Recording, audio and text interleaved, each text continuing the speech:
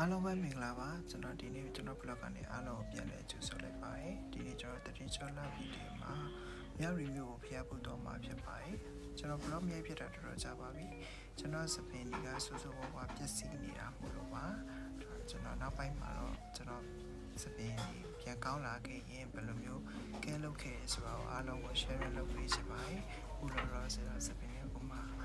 view site တွေအားလုံးပဲပေါ့နော်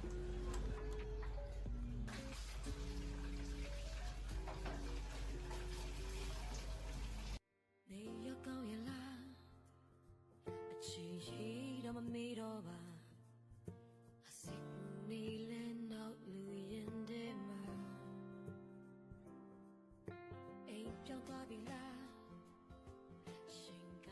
了没追到吧？ကျွန်တော်မနေ့စာကိုတော့ရွှေတကုံပုံတူနားမှာရှိတဲ့ရှမ်းမာလေးဆိုင်မှာတုပ်ဘူးလေးစားခဲ့ပါတယ်အဲ့ဒီအပြာလေးနေကျွန်တော်ညင်ပါပါဟိုဘက်ကကျွန်တော်ညင်ပါဝမ်းကွဲဖြစ်ပါတယ်လက်တွေသုံးတောင်းတောင်ထားကော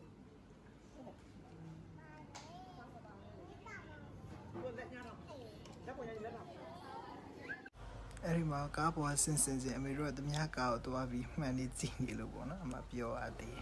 ကျွန်တော်တွားခဲ့တဲ့ဘုရားကဒီမြတ်စွာဘုရားရဲ့စံတော်တဆူကိုရွှေကျုံနဲ့ထည့်ပြီးတော့ထာဝနာထားတဲ့မြောက်ရီမျိုးကသမိုင်းဝင်ရွှေမျိုးအောင်စေတီတော်ဖြစ်ပါတယ်ဒီကလေးလေးကတော့ဒီဘလော့ရဲ့အဓိကမင်းသမီးဖြစ်ပါတယ်ကျွန်တော်ညီမလေးပါ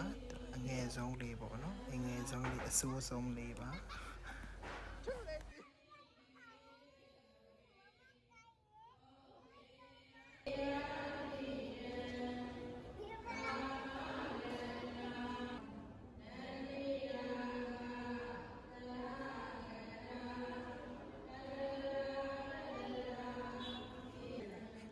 没有，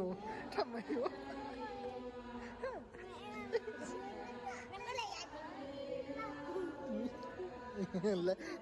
လက်ပဲထားနေတကယ်တော့ကျွန်တော်တို့ဒီနေ့နောက်ထပ်ဖျားရည်ဖူးဖို့ရှိပါသေးတယ်ဒါပေမဲ့ကားလမ်းတွေပိတ်နေလို့ရှေ့ဆက်သွားလို့အဆင်မပြေလို့ကျွန်တော်တို့အိမ်ကိုပဲပြန်လာခဲ့ပါတယ်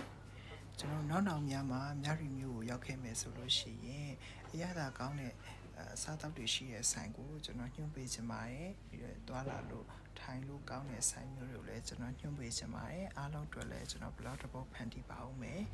ကျွန်တော် blog ကိုအဆုံးထိကြည့်ရှုပေးခဲ့ကြတယ်တယောက်ရှင်းစီတိုင်းကိုကျေးဇူးအများကြီးတင်ပါတယ်နောက် blog တွေမှာပြန်တွေ့ပါမယ်